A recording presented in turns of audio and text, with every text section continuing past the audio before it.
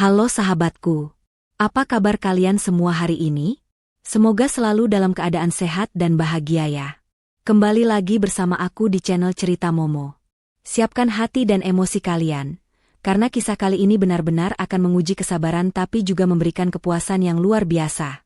Bayangkan rasanya, suami memaksa poligami, bahkan tega membawa selingkuhannya terbang ke Jepang untuk menikah di sana. Parahnya lagi, dia menelpon hanya untuk menghina ibu kita yang sudah tua. Sakit? Pasti. Tapi ingat sahabatku, wanita yang diam bukan berarti lemah. Sekali, kartu as dimainkan, si pengkhianat bisa langsung jadi gelandangan di negeri orang. Penasaran bagaimana dia membalas perbuatan suami dan mertuanya yang jahat itu? Sebelum kita masuk ke ceritanya, yuk dukung channel ini dengan cara menekan tombol like dan subscribe juga nyalakan loncengnya. Dan seperti biasa, aku ingin menyapa kalian semua. Coba absen dulu di kolom komentar di bawah ya. Tulis nama kalian, asal kota, dan ketik kata hadir. Untuk sahabatku yang sudah like dan komen, aku doakan semoga rezekinya semakin lancar dan dijauhkan dari orang-orang jahat. Amin. Baiklah, jangan berkedip, mari kita masuk ke kisahnya. Suara detak jam dinding di ruang tengah terasa begitu lambat dan menyiksa malam itu. Jarum jam sudah menunjuk ke angka 11:15 menit. Dia masih duduk terpaku di sofa ruang tamu. Majalah yang sejak tadi berada di pangkuannya sama sekali tidak terbalik halamannya. Pikirannya melayang jauh, menembus dinding-dinding rumah mewah yang selama ini ia rawat dengan penuh kasih sayang. Rumah ini, yang seharusnya menjadi tempat paling nyaman untuk pulang, belakangan ini terasa seperti neraka yang dingin. Sikap Danu, suaminya, sudah berubah drastis dalam 3 bulan terakhir. Laki-laki yang dulu berjanji akan selalu membahagiakannya itu kini sering pulang larut, beralasan lembur, atau rapat dengan klien penting di luar kota. Namun, naluri seorang istri tidak pernah bisa dibohongi. Dia merasakan ada jarak yang membentang, ada aroma asing yang menempel di kemeja suaminya, dan ada kebohongan yang terselip di setiap kalimat yang keluar dari mulut Danu. Tiba-tiba, sorot lampu mobil menembus tirai jendela, disusul suara drum mesin yang sangat ia hafal berhenti tepat di depan garasi. Dia menarik napas panjang, mencoba menata hatinya yang bergemuruh. Ia berdiri, merapikan sedikit daster panjangnya yang sopan, dan berjalan menuju pintu utama. Ia sudah menyiapkan senyum terbaiknya, berharap malam ini Danu akan pulang dengan membawa kehangatan yang dulu pernah ada. Namun, saat pintu terbuka, senyum di bibir dia seketika membeku. Hatinya mencelos, seolah ditarik paksa dari rongga dadanya hingga jatuh berantakan ke lantai. Danu tidak pulang sendirian. Di sampingnya, berdiri seorang wanita muda dengan pakaian yang sangat mencolok, rok mini ketat berwarna merah menyala dan atasan tanpa lengan yang memamerkan kulit putihnya. Tangan wanita itu melingkar manja di lengan Danu, seolah mendeklarasikan kepemilikan. Wajah dia memucat. Lidahnya keluh. Ia menatap Danu, meminta penjelasan lewat sorot matanya yang mulai berkaca-kaca. Namun, Danu justru menatapnya dengan tatapan datar, tanpa rasa bersalah sedikit pun. Ia melenggang masuk melewati dia begitu saja, membawa wanita asing itu masuk ke dalam istana kecil yang selama ini dijaga kesuciannya oleh dia. Aroma parfum wanita itu begitu menyengat, menusuk indera penciuman dia, aroma yang berbeda jauh dengan aroma sabun bayi atau masakan yang biasa melekat pada tubuh dia. Dengan gemetar, dia menutup pintu dan berbalik menghadap mereka. Danu sudah duduk santai di sofa favoritnya, menyilangkan kaki, sementara wanita itu duduk merapat di sebelahnya, menatap dia dari ujung kepala hingga ujung kaki dengan tatapan meremehkan. "Mas, siapa wanita ini?" tanya dia dengan suara bergetar, menahan tangis yang siap pecah kapan saja. Ia berusaha sekuat tenaga untuk tetap berdiri tegak, meski kakinya terasa lemas seperti jeli. Danu menghela napas kasar, seolah pertanyaan dia adalah gangguan yang tidak penting. Ia menepuk tangan wanita di sebelahnya dengan lembut, lalu menatap dia tajam. "Duduklah, dia. Ada hal penting yang harus aku bicarakan malam ini. Dan aku tidak mau mengulanginya 2 kali, jadi dengarkan baik-baik." Dia tidak beranjak. Ia tetap berdiri di tempatnya, mematung. "Jelaskan dulu siapa dia, Mas. Kenapa kamu membawanya ke rumah kita malam-malam begini? Apa kamu tidak memikirkan perasaan istrimu?" Wanita muda itu terkekeh pelan, suara tawanya terdengar begitu menyakitkan di telinga dia. Aduh, Mas Danu, istrimu ini ternyata galak juga ya? Padahal penampilannya kuno begini, sindir wanita itu sambil mengibaskan rambut panjangnya yang dicat pirang. Diamlah, Avel. Biar aku yang bicara, potong Danu.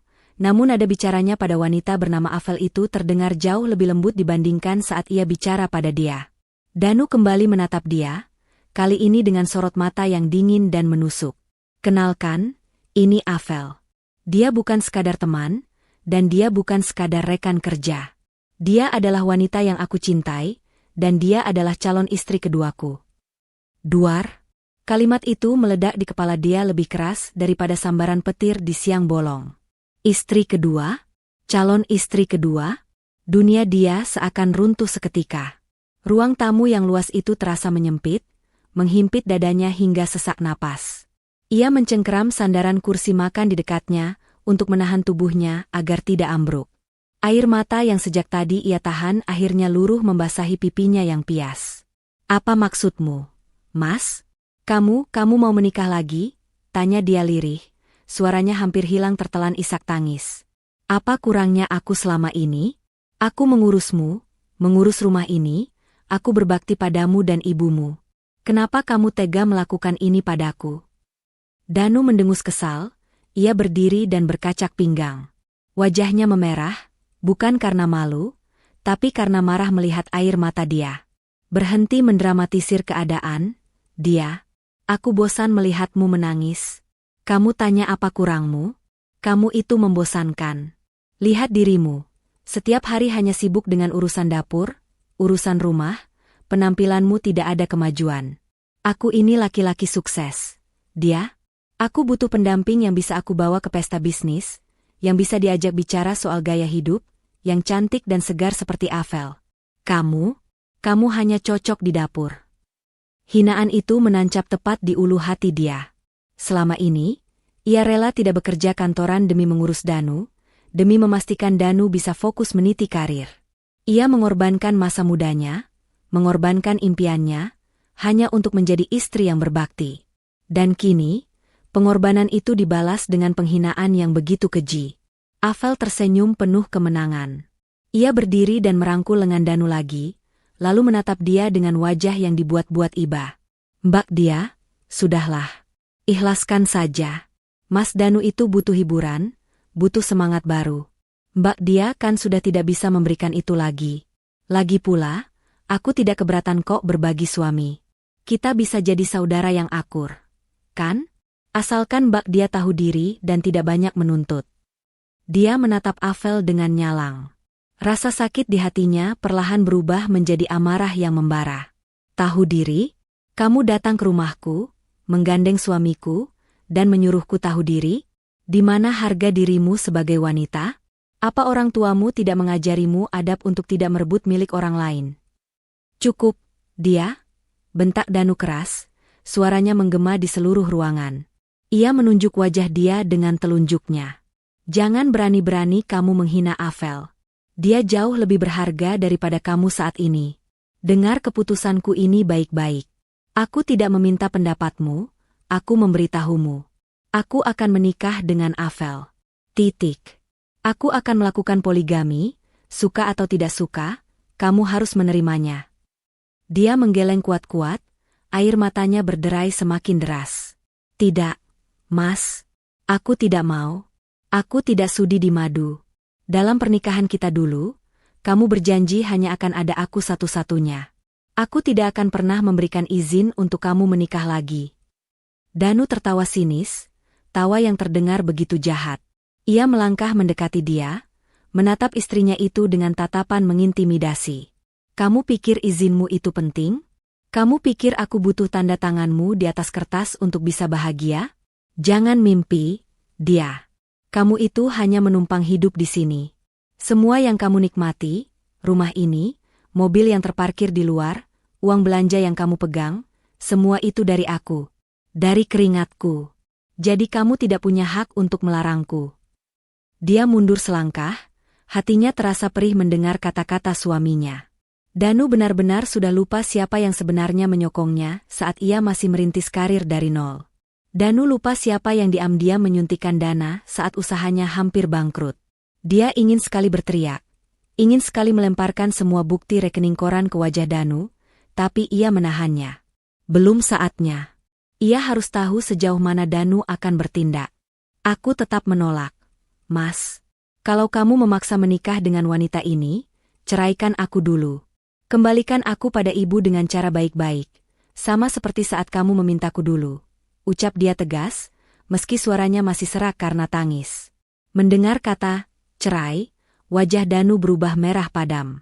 Ia tidak menyangka dia akan berani menantangnya. Di matanya, dia adalah wanita lemah yang tidak punya tempat tujuan selain rumah ini. Oh, jadi kamu menantangku? Kamu minta cerai? Bagus. Itu lebih mudah buatku. Tapi ingat satu hal, dia, kalau kita cerai, kamu akan keluar dari rumah ini tanpa membawa apa-apa. Kamu akan kembali jadi gembel. Dan ibumu? Ibu Ratih yang sakit-sakitan itu, apa kamu tega membiarkan dia melihat anaknya jadi janda miskin?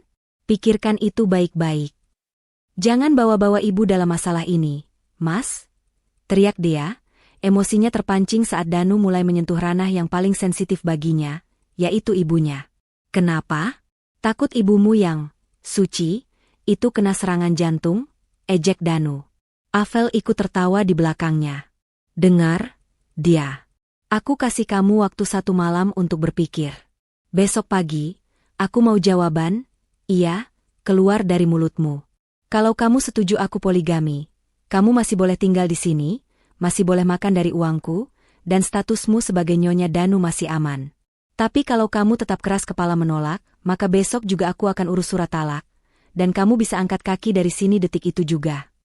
Danu berbalik badan, kembali menggandeng Avel dengan mesra. Ayo, sayang. Kita pergi dari sini. Udaranya jadi pengap karena ada orang yang tidak tahu diuntung. Kita cari hotel bintang 5 yang paling bagus.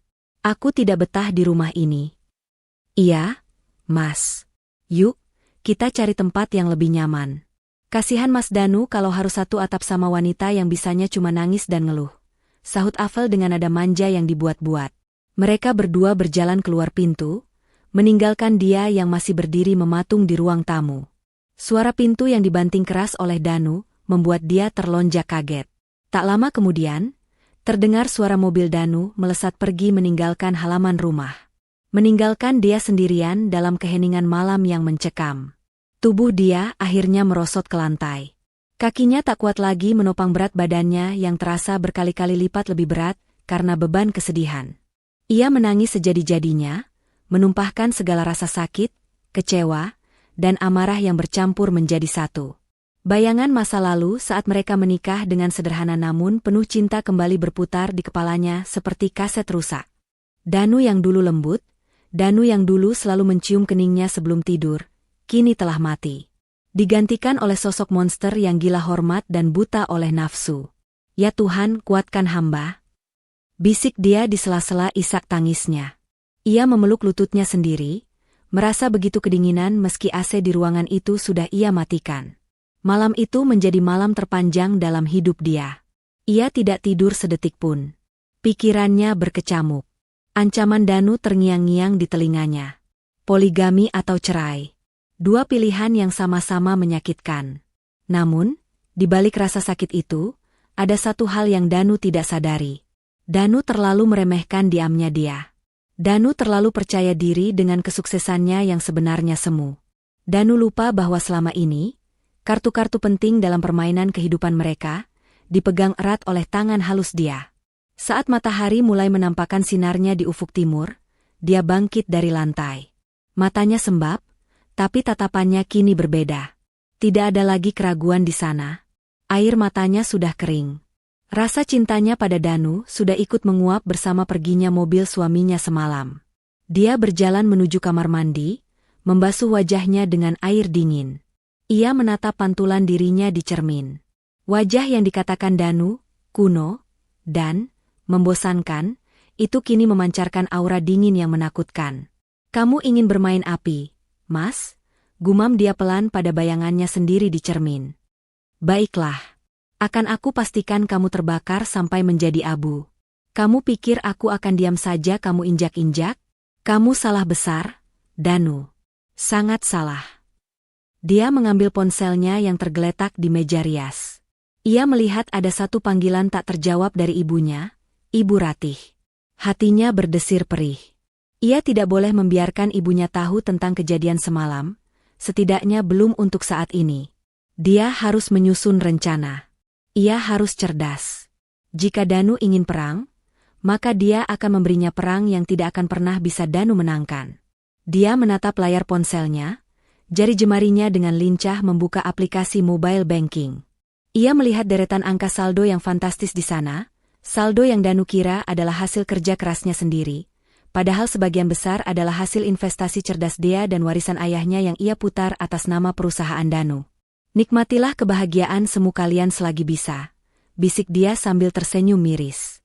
Ia meletakkan ponselnya kembali. Hari ini, babak baru dalam hidupnya dimulai. Bukan sebagai istri yang teraniaya, tapi sebagai wanita yang akan menuntut keadilan dengan tangannya sendiri.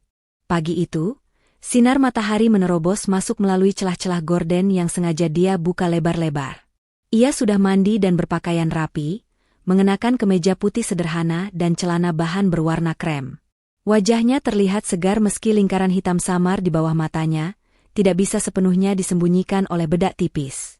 Dia sedang menata piring di meja makan saat suara klakson mobil terdengar nyaring dari depan rumah. Itu bukan suara mobil Danu, melainkan mobil Pajero hitam milik Ibu Sofi, mertuanya. Jantung dia berdegup kencang. Ia tahu Danu pasti mengadu pada ibunya. Dia menarik napas dalam, menyiapkan mental untuk menghadapi hakim kedua dalam rumah tangganya. Ia berjalan ke pintu depan, membukanya perlahan. Benar saja, Ibu Sofi turun dari mobil dengan wajah menekuk masam, diikuti oleh Danu yang berjalan di belakangnya dengan dagu terangkat angkuh, seolah anak kecil yang baru saja mendapat perlindungan dari ibunya setelah berbuat nakal. Dia, seru Ibu Sofi bahkan sebelum kakinya menginjak teras. Suaranya melengking, memecah ketenangan pagi di kompleks perumahan elit itu. Dia menyalami tangan Ibu Sofi dengan takzim, mencoba tetap sopan meski hatinya bergejolak. Selamat pagi, Ibu. Tumben Ibu pagi-pagi sudah. Jangan basa-basi, potong Ibu Sofi kasar, menarik tangannya dengan cepat seolah jijik disentuh oleh dia. Ia melangkah masuk ke dalam rumah tanpa permisi, matanya menyapu seisi ruangan dengan tatapan tajam seolah mencari kesalahan. Kamu ini istri macam apa? Hah? Suami pulang kerja capek-capek malah diajak bertengkar sampai harus tidur di hotel. Kamu mau bikin anak saya terlantar? Dia terbelalak. Danu benar-benar memutarbalikkan fakta. Ibu, Mas Danu tidak tidur di hotel karena bertengkar biasa. Dia membawa perempuan lain ke rumah ini tadi malam, Bu. Dia membawa selingkuhannya dan meminta izin untuk poligami. Apa Ibu membenarkan itu? Dia berharap ada sedikit saja rasa simpati di mata Ibu Sofi. Ia berharap sesama wanita, Ibu Sofi akan mengerti betapa sakitnya hati dia. Namun, harapan itu hancur berkeping-keping saat Ibu Sofi justru mendengus remeh. Wanita parubaya dengan perhiasan emas mencolok di leher dan pergelangan tangannya itu duduk di sofa tunggal, menatap dia dari atas ke bawah dengan pandangan menilai. Oh, soal itu? Nada suara Ibu Sofi terdengar enteng, seolah perselingkuhan Danu adalah hal sepele seperti lupa membeli garam. Danu sudah cerita semuanya sama Ibu tadi pagi pas sarapan. Dan menurut Ibu, permintaan Danu itu wajar. Kaki dia lemas seketika. Wajar, Bu? Suami saya mau menikah lagi dengan wanita penggoda, dan Ibu bilang itu wajar. Jaga mulutmu, dia? Bentak Danu yang kini berdiri di samping ibunya. Afel bukan wanita penggoda. Dia wanita berkelas. Ibu Sofi mengangkat tangan, memberi isyarat agar Danu diam. Ia kembali menatap dia, kali ini dengan senyum sinis yang mengerikan. Dengar ya, dia. Kamu harus sadar diri. Danu sekarang sudah sukses, jabatannya tinggi, uangnya banyak. Wajar kalau laki-laki sekelas Danu butuh pendamping lebih dari satu. Itu simbol keberhasilan laki-laki. Harusnya kamu bangga suami kamu laku. Air mata yang sudah dia keringkan tadi pagi, kini mendesak ingin keluar lagi. Logika macam apa yang sedang dipakai mertuanya ini? Tapi Bu, dulu kami menikah dengan janji setia. Saya menemani Danu dari nol, dari kami tidak punya apa-apa. Apa pengorbanan saya tidak ada artinya?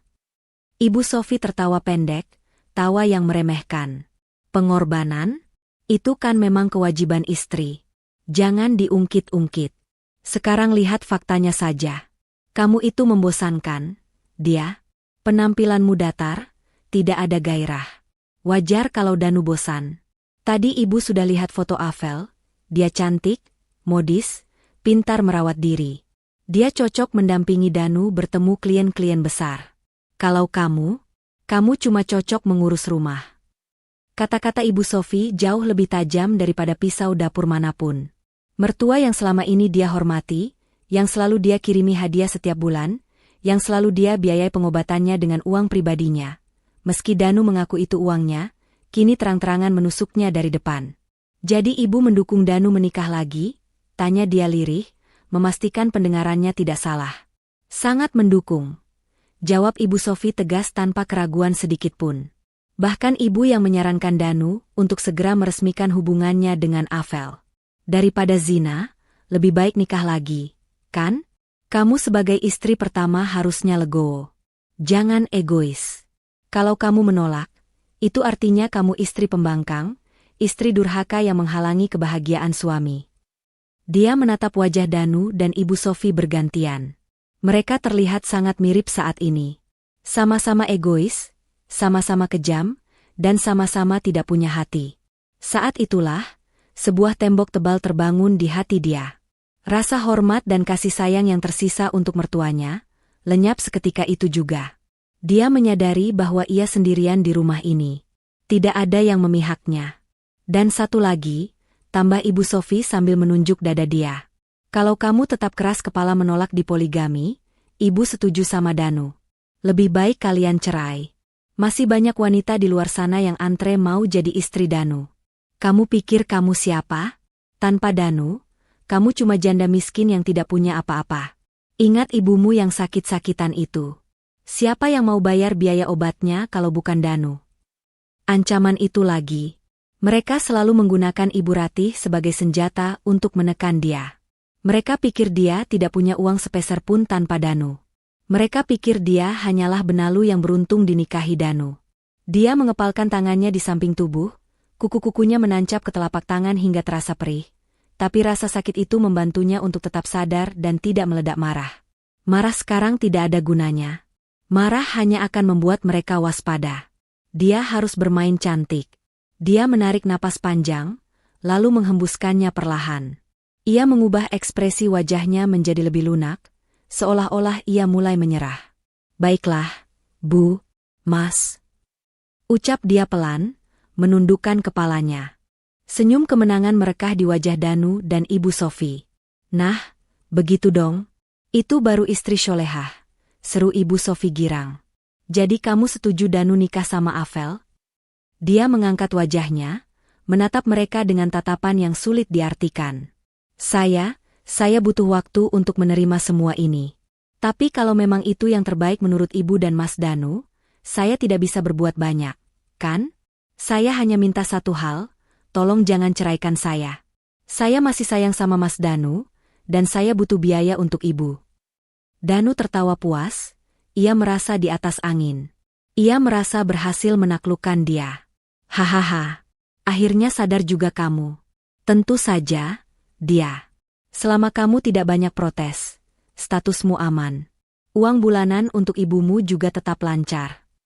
Bagus, timpal Ibu Sofi sambil berdiri dan merapikan bajunya. Kalau begitu, tugasmu sekarang adalah mempersiapkan segalanya. Danu bilang dia mau bawa Avel ke Jepang untuk liburan sekalian nikah siri di sana biar romantis. Kamu tidak usah ikut, biar mereka bulan madu dulu. Kamu jaga rumah saja. Ke Jepang? Tanya dia dengan nada pura-pura kaget, padahal dalam hati ia bersorak. Rencana mereka berjalan sesuai dugaannya. Itu pasti mahal sekali, Mas. Ah, soal uang gampang. Kan ada kartu kredit. Jawab Danu sombong sambil menepuk saku celananya. Limit kartu yang kamu pegang itu kan besar. Aku akan pakai itu. Kamu jangan coba-coba cerewet soal tagihan nanti. Dia mengangguk pelan. Iya, Mas. Silakan pakai saja. Itu kan memang hak Mas Danu sebagai kepala keluarga. Ibu Sofi menepuk bahu dia keras-keras, sebuah tepukan yang lebih terasa seperti pukulan mengejek daripada kasih sayang. Pintar. Ya sudah, Ibu mau pulang dulu. Mau siap-siap belanja baju baru buat acara syukuran nanti. Ingat pesan Ibu, layani Danu dengan baik, jangan bikin dia stres. Biar dia fokus sama Afel dulu. Dia mengantar mereka sampai ke pintu depan. Saat mobil Ibu Sofi menghilang di tikungan, senyum, penurut, di wajah dia lenyap tak berbekas.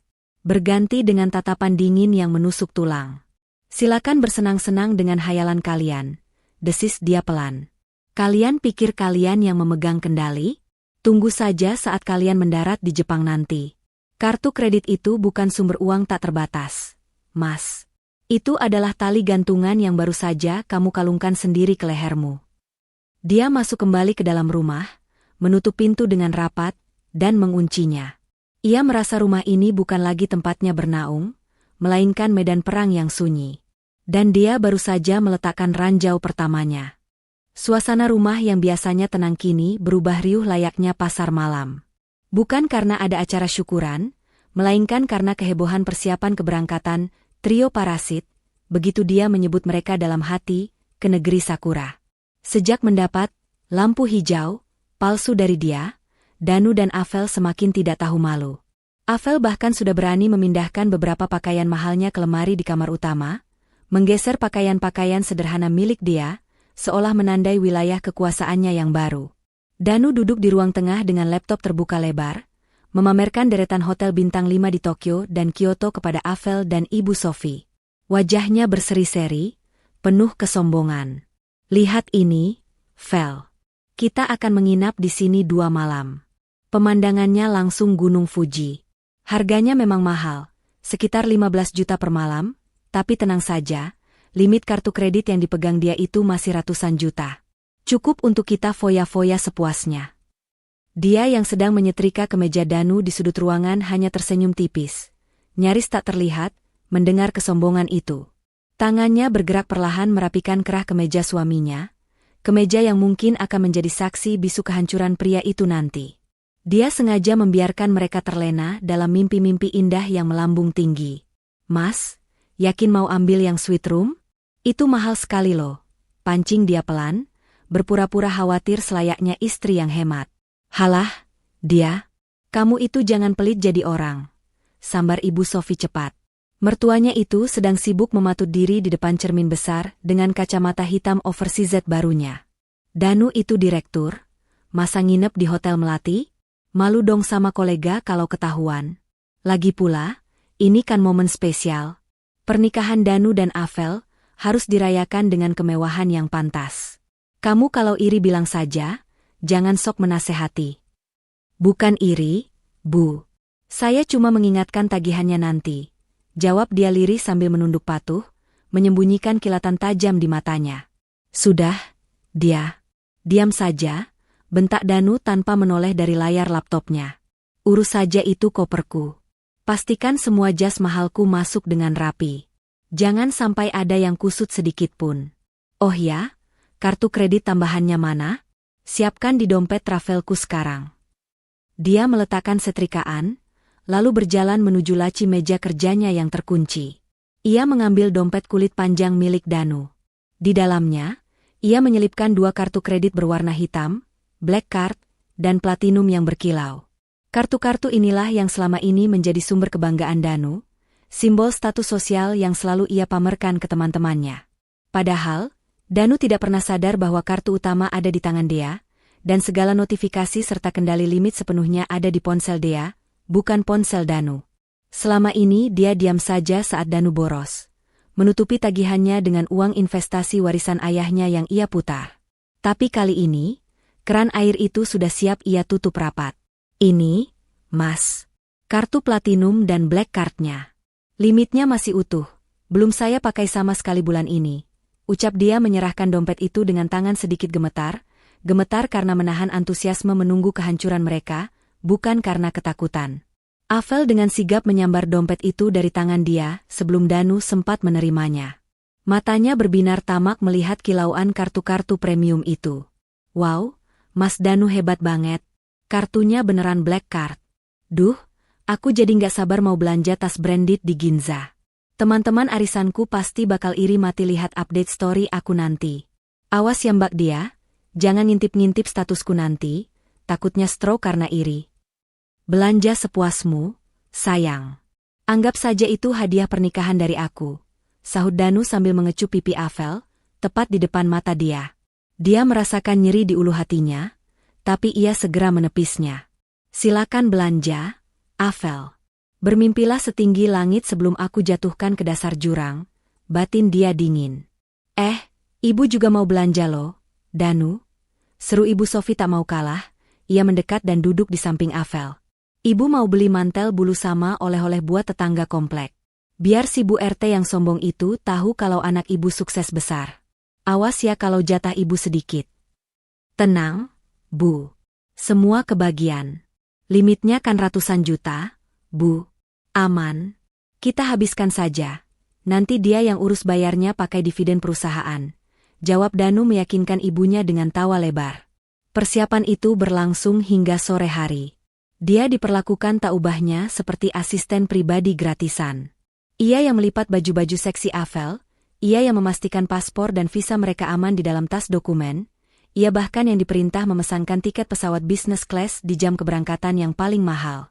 Saat menekan tombol, Book Now, di situs maskapai, dia melihat total tagihan yang fantastis. Hampir 100 juta rupiah, hanya untuk tiket pesawat 3 orang pulang pergi. Sudah dipesan, dia? Tanya Danu tidak sabar sambil memainkan ponselnya. Sudah, Mas. Tiket elektronik sudah masuk ke email Mas Danu. Jawab dia datar. Bagus. Setidaknya kamu masih berguna sedikit di rumah ini, cemooh Danu. Dengar ya, selama kami di Jepang seminggu ini, kamu jangan keluyuran. Jaga rumah. Dan ingat, jangan berani-berani menelponku kecuali darurat atau ada yang mati.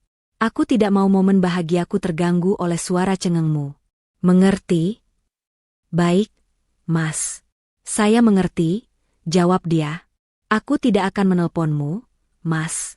Justru kamu yang akan memohon-mohon agar aku mengangkat teleponmu nanti, lanjutnya dalam hati. Malam harinya, Ibu Sofi memutuskan untuk menginap agar besok pagi bisa berangkat bersama ke bandara tanpa terlambat.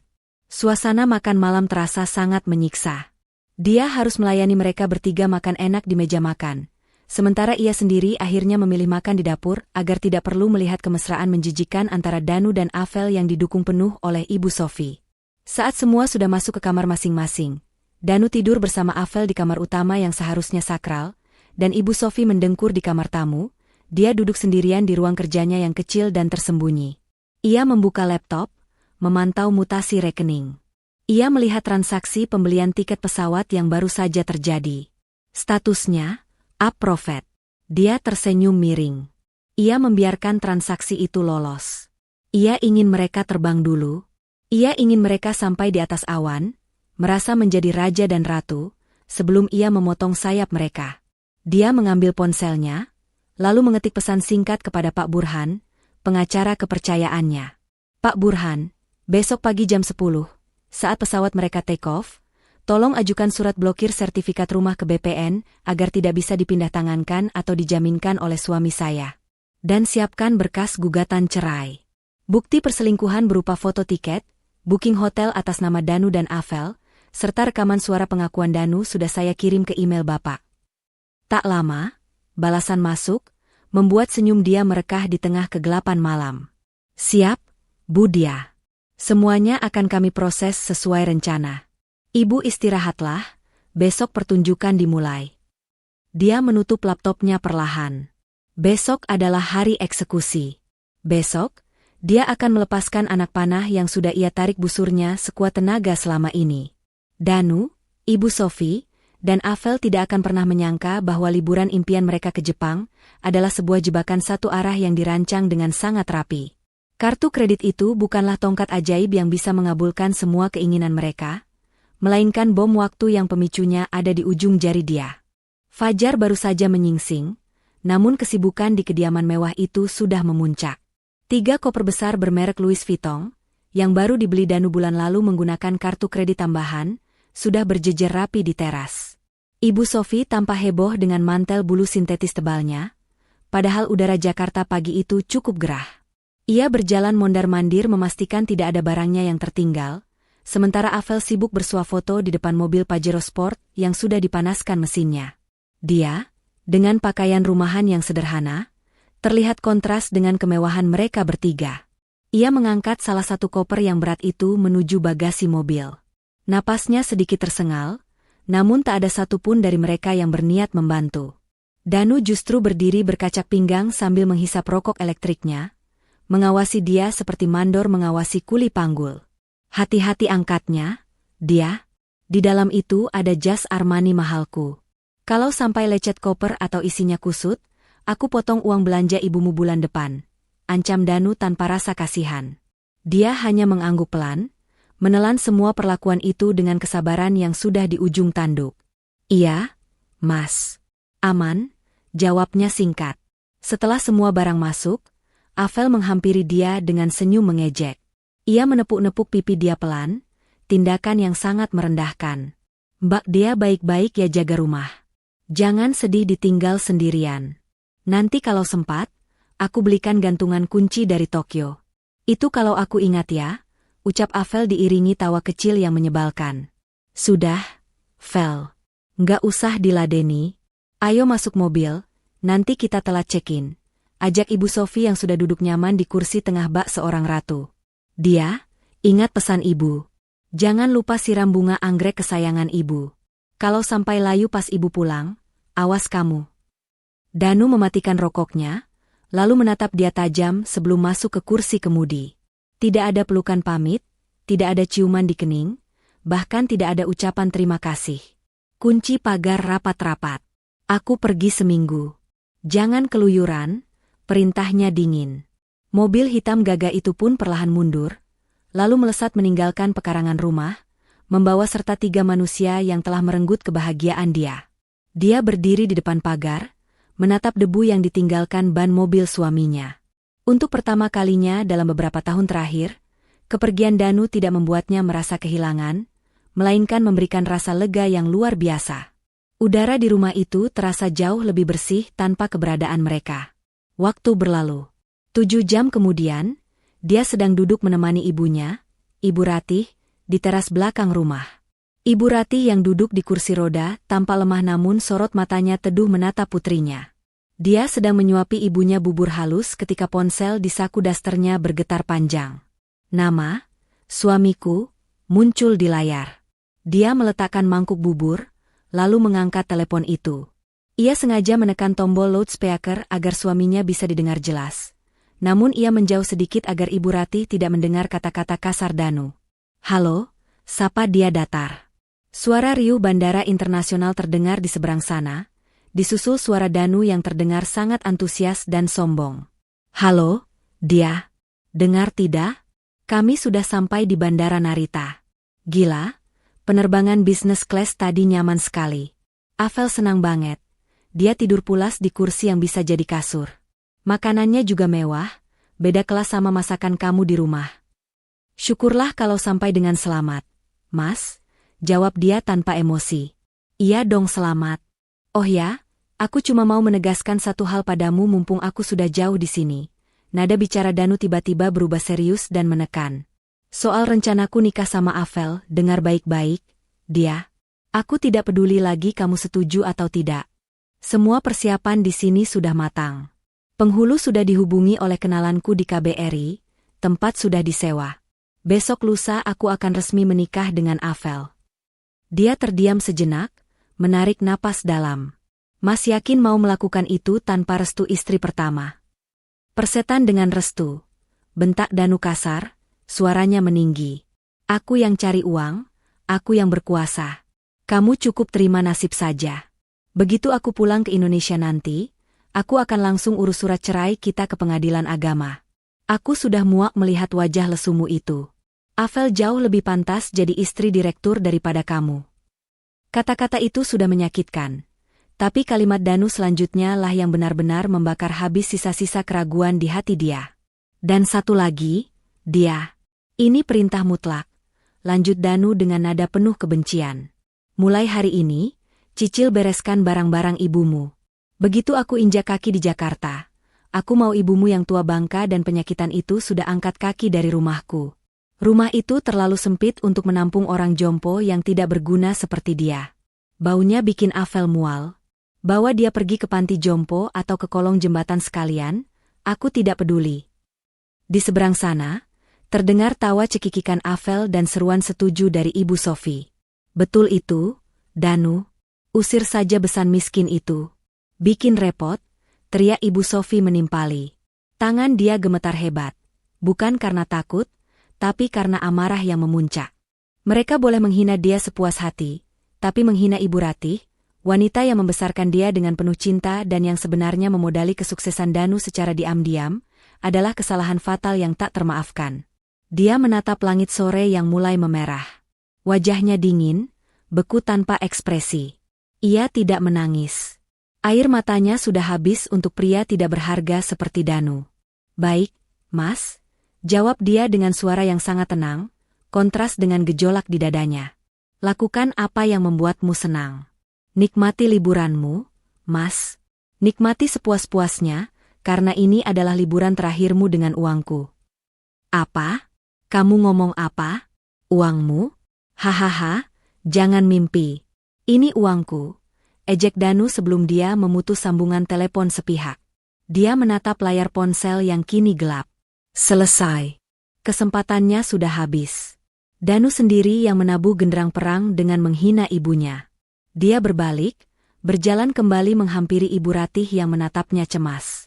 Siapa yang telepon? Enduk? Kok wajahmu tegang? Tanya Ibu Ratih lembut. Dia tersenyum, senyum yang tulus namun penuh arti. Ia mengecup kening ibunya dengan sayang. Bukan siapa-siapa, Bu. Cuma orang salah sambung yang sebentar lagi akan tersesat. Ibu tenang saja ya, mulai besok, rumah ini akan jadi lebih tenang. Tidak akan ada lagi yang berani menyakiti ibu. Dia kembali mengambil ponselnya. Kali ini ia membuka aplikasi perbankan dan kontak kartu kredit. Dengan jari yang mantap tanpa keraguan sedikit pun, ia menekan opsi yang sudah ia siapkan sejak kemarin. Blokir permanen, laporan penyalahgunaan transaksi. 1 detik. 2 detik. Status berubah, kartu tidak aktif. Selamat menikmati neraka di negeri orang. Mas, bisik dia tajam. Permainan yang sesungguhnya baru saja dimulai. Sambungan telepon itu terputus, meninggalkan keheningan yang justru terasa menenangkan bagi dia. Tidak ada air mata yang tumpah kali ini. Hinaan Danu terhadap ibunya barusan seperti tombol otomatis yang mematikan sisa-sisa rasa cinta yang mungkin masih terselip di sudut hati dia. Wanita itu menarik napas panjang, mengisi paru-parunya dengan tekad baru, lalu melangkah tegas menuju ruang kerjanya. Lampu ruangan dinyalakan, menyoroti tumpukan berkas yang sudah ia siapkan sejak jauh-jauh hari. Dia duduk di kursi kerjanya yang nyaman, menatap layar ponsel. Aplikasi perbankan masih terbuka, menampilkan status kartu kredit utama, yang limitnya mencapai ratusan juta, kini berwarna abu-abu dengan tulisan, blocked. Namun, itu belum cukup. Dia ingin memastikan mereka benar-benar lumpuh. Ia menekan tombol panggilan ke layanan prioritas bank. Sebagai nasabah pemegang aset besar, panggilannya langsung tersambung tanpa harus menunggu nada tunggu yang membosankan. Selamat sore, Ibu Dia. Ada yang bisa kami bantu? Sapa suara ramah customer service di seberang sana. Selamat sore, Mbak. Saya ingin membuat laporan resmi. Suara dia terdengar dingin, tegas, dan penuh wibawa. Sangat berbeda dengan dia yang selalu menunduk di depan suaminya.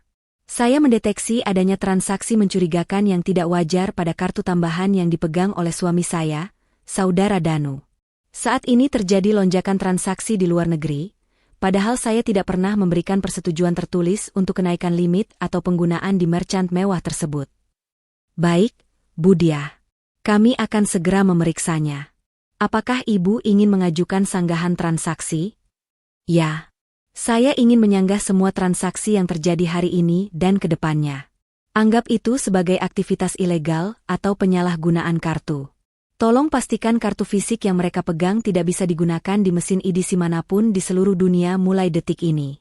Jika ada merchant yang mencoba menggeseknya, tolong keluarkan kode pick up card atau stolen agar pihak keamanan di sana bertindak. Dimengerti, Bu Dia. Permintaan Ibu sudah kami proses. Kartu tambahan atas nama Bapak Danu saat ini statusnya sudah hard block dengan keterangan lost stolen, sesuai instruksi pemegang kartu utama. Ada lagi yang bisa dibantu? Cukup. Terima kasih atas kerjasamanya. Dia menutup telepon dengan senyum tipis. Ia membayangkan betapa paniknya Danu nanti saat kartu hitam kebanggaannya itu ditolak mesin, atau bahkan ditahan oleh petugas kasir di Jepang. Jebakan finansial sudah terpasang sempurna. Langkah selanjutnya, dia menghubungi Pak Burhan. Pengacara senior yang merupakan sahabat mendiang ayahnya itu sudah menunggu instruksi dia sejak lama. Assalamualaikum, Pak Burhan. Waktunya sudah tiba, ucap dia tanpa basa-basi. Waalaikumsalam, Nak Dia. Apakah Danu sudah berangkat? Tanya Pak Burhan dengan nada kebapakan namun serius. Sudah, Pak. Dan dia baru saja menelpon, mengancam akan mengusir ibu dari rumah ini begitu dia pulang. Dia juga menyatakan secara lisan akan menceraikan saya dan menikahi wanita itu di Jepang. Terdengar helaan napas berat dari seberang telepon. Kurang ajar. Dia benar-benar lupa siapa yang mengangkat derajatnya. Baiklah, Dia. Sesuai rencanamu, saya akan segera mendaftarkan gugatan cerai ke pengadilan agama besok pagi. Bukti-bukti perselingkuhan yang kamu kirim sudah sangat kuat. Rekaman ancaman telepon tadi juga tolong disimpan. Itu akan jadi bukti kekerasan verbal dan psikis. Siap, Pak. Bagaimana dengan aset perusahaan? Tanya dia, jarinya mengetuk-ngetuk meja perlahan. Aman. Sesuai akta pendirian perusahaan yang asli, yang selama ini Danu tidak pernah baca dengan teliti. Kamu adalah komisaris utama dengan kepemilikan saham 80% yang merupakan warisan ayahmu. Danu hanya direktur yang diangkat berdasarkan RUPS. Dengan bukti penyalahgunaan keuangan perusahaan untuk kepentingan pribadi, seperti tiket pesawat dan hotel mewah untuk selingkuhannya ini, kamu memiliki hak penuh untuk memecatnya secara tidak hormat dan membekukan aksesnya ke rekening perusahaan. Lakukan, Pak. Bekukan semuanya besok pagi. Saya ingin saat dia sadar kartunya mati, dia juga sadar bahwa jabatannya sudah hilang. Perintah dia tegas. Baik. Besok pagi tim saya akan bergerak ke bank dan kantor Danu, untuk melakukan audit mendadak dan penyegelan ruangan. Kamu istirahatlah, Dia. Biar hukum yang bekerja mulai sekarang. Setelah menutup telepon, dia tidak langsung beranjak. Ia membuka laci meja kerjanya, mengambil sebuah map merah muda. Itu adalah buku nikahnya. Dulu, buku itu adalah benda paling berharga baginya, simbol janji suci sehidup semati. Kini, buku itu hanya terasa seperti kertas tak bernyawa yang berisi kebohongan. Dia menatap foto Danu di buku itu. Wajah yang dulu ia uja, kini terlihat begitu asing dan menjijikkan. Dia berdiri, membawa map itu keluar dari ruang kerja. Ia berjalan menuju kamar utama, kamar yang 2 hari lalu masih ditempati Danu dan Avel untuk bermesraan. Aroma parfum Avel masih samar-samar tercium, membuat perut dia mual. Tanpa ragu, dia membuka lemari pakaian besar di sudut kamar. Ia menarik keluar koper-koper kosong dan kardus-kardus bekas. Malam itu, dia tidak tidur. Ia menghabiskan waktunya untuk membersihkan rumahnya dari jejak-jejak pengkhianatan. Satu persatu baju Danu ia keluarkan dari gantungan. Jas kerja, kemeja batik, celana bahan, hingga kaos-kaos santai, semuanya ia lempar dengan kasar ke dalam kardus. Tidak ada lipatan rapi, tidak ada perlakuan istimewa. Barang-barang itu kini hanyalah sampah di mata dia.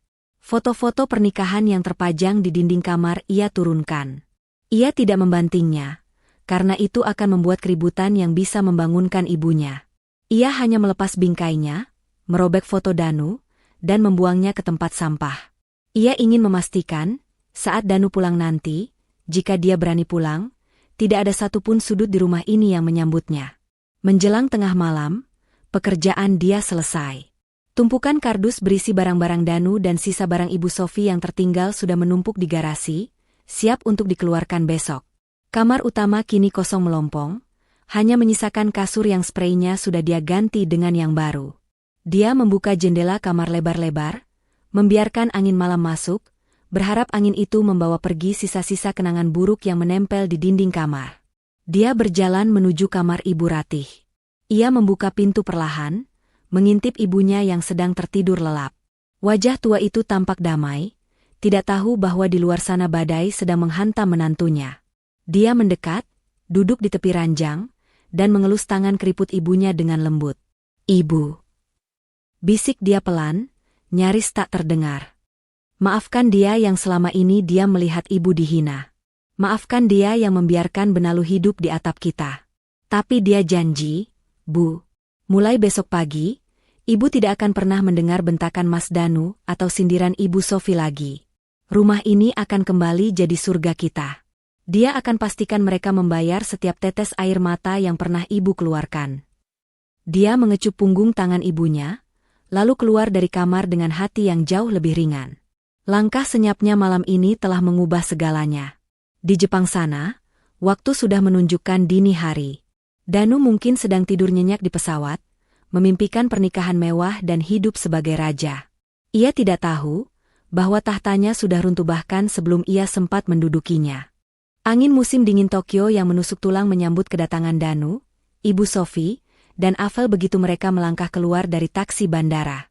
Namun, dinginnya udara itu sama sekali tidak memadamkan api kesombongan di dada mereka. Mereka berdiri tegak di depan lobi Hotel Bintang 5 yang megah di kawasan Shinjuku. Kaca-kaca raksasa memantulkan cahaya kota yang gemerlap, pilar-pilar marmer menjulang tinggi, dan petugas hotel berseragam rapi membungkuk hormat menyambut kedatangan tamu VIP ini. "Gila, Mas. Ini hotelnya keren banget," pekik Avel norak, matanya berbinar menatap chandelier kristal raksasa di tengah lobi. Ia langsung mengeluarkan ponsel, merekam story Instagram sambil memutar tubuhnya. "Halo guys. Akhirnya aku sampai di Tokyo. Lihat deh, hotel tempat kita stay mewah banget kan? Mas Danu emang gak main-main kalau nyenengin aku." Ibu Sofi merapatkan mantel bulu sintetisnya, mengangkat dagu tinggi-tinggi. "Ya jelas dong, Vel. Danu itu direktur. Masa kita tidur di penginapan murah? Itu sih levelnya si dia. Kita kan beda kasta," ucapnya pongah, suaranya cukup keras hingga membuat beberapa tamu Jepang yang lewat menoleh dengan tatapan terganggu. Danu tersenyum bangga, merasa menjadi raja dunia. Ia memberi isyarat pada bellboy untuk membawakan koper-koper branded mereka, lalu berjalan mantap menuju meja resepsionis. "Ayo, kita check-in dulu. Aku pesan presidential suite untuk 2 malam pertama ini." Di meja resepsionis, seorang staf pria Jepang menyambut dengan senyum profesional yang kaku. "Selamat malam, Tuan. Ada yang bisa saya bantu?" Sapanya dalam bahasa Inggris yang fasih. "Saya ada reservasi atas nama Danu." "Suite room," jawab Danu dengan percaya diri sambil meletakkan paspornya di atas meja marmer. Resepsionis itu mengetik sesuatu di komputer, lalu mengangguk sopan. "Ah, benar Tuan Danu. Reservasi untuk 3 orang, suite room dengan pemandangan kota. Untuk prosedur keamanan dan deposit, boleh saya pinjam kartu kredit yang Anda gunakan untuk pemesanan?" Tentu saja. Danu merogoh dompet kulitnya dengan gaya teatrikal. Ia mengeluarkan kartu hitam, black card, yang berkilau di bawah lampu lobi. Ia menyerahkannya dengan 2 jari, seolah kartu itu adalah benda keramat. "Gesek saja. Sekalian untuk deposit tambahan, saya tidak mau ada batasan layanan kamar." Resepsionis menerima kartu itu dengan kedua tangan, lalu menggeseknya di mesin EDC. "Beb." Hening sejenak. Danu mengetuk-ngetukkan jarinya di meja, bersiul pelan menunggu struk keluar. Avel di belakangnya sudah tidak sabar ingin masuk kamar dan mencoba bathtub. Namun, struk yang ditunggu tidak keluar.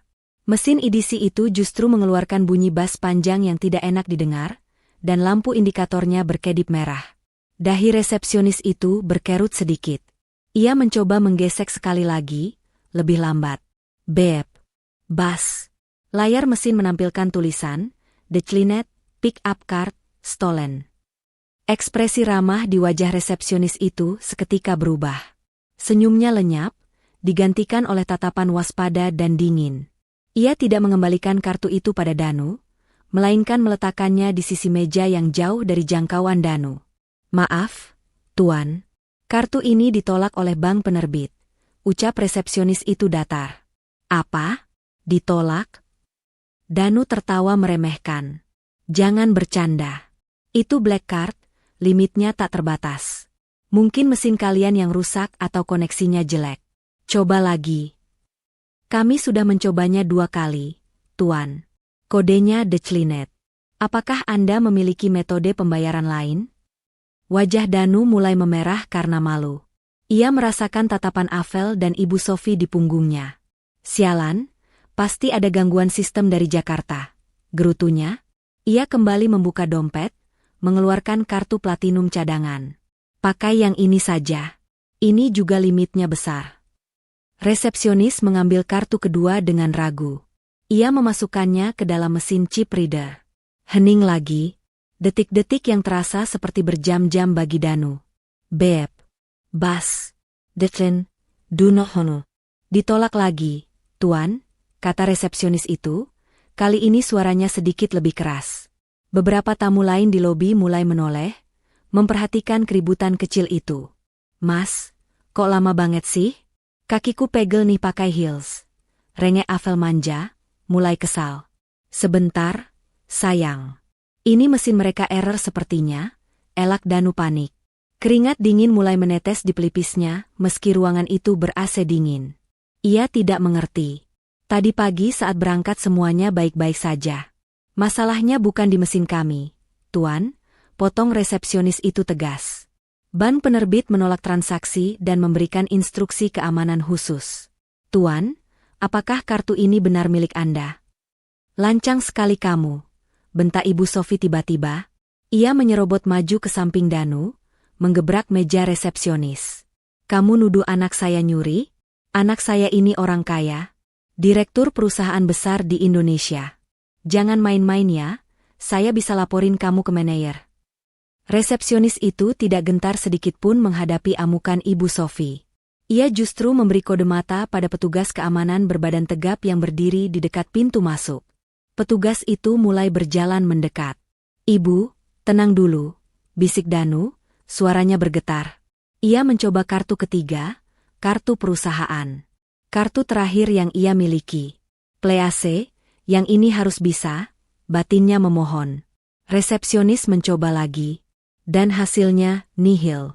"Maaf, Tuan. Semua kartu Anda tidak bisa digunakan. Statusnya diblokir permanen dan dilaporkan hilang atau dicuri oleh pemegang utama," jelas resepsionis itu sambil menahan kartu-kartu Danu di tangannya. "Sesuai prosedur internasional, kami harus menahan kartu yang terindikasi curian ini sampai ada konfirmasi dari bank." "Itu bukan curian. Itu kartu istri saya, maksud saya. Kartu saya," teriak Danu, keceplosan. Wajahnya pucat pasi. Ia baru sadar apa yang terjadi. Ini pasti ulah dia." "Nah, jadi ini bukan kartu Anda?" Resepsionis itu menatap tajam. "Kalau begitu kami tidak bisa memproses check-in. Mohon Anda menyelesaikan pembayaran dengan uang tunai sekarang juga, atau silakan tinggalkan hotel ini." "Uang tunai?" Danu meraba sakunya. Ia memang membawa uang yen, tapi jumlahnya sedikit, hanya cukup untuk jajan dan taksi. Ia terlalu mengandalkan kartu kredit untuk biaya hotel dan belanja mewah. Total biaya kamar suite itu ribuan dolar. Ia tidak punya uang sebanyak itu di dompetnya. "Mas, jangan bilang kita nggak bisa masuk kamar." Avel mulai panik, wajah cantiknya berubah masam. "Malu Mas. Orang-orang ngeliatin kita." "Danu, kamu gimana sih? Katanya sudah beres semua," omel Ibu Sophie, mencubit lengan Danu keras-keras. "Masa kita diusir? Ibu capek, mau tidur." "Tunggu sebentar. Saya telepon orang Jakarta dulu."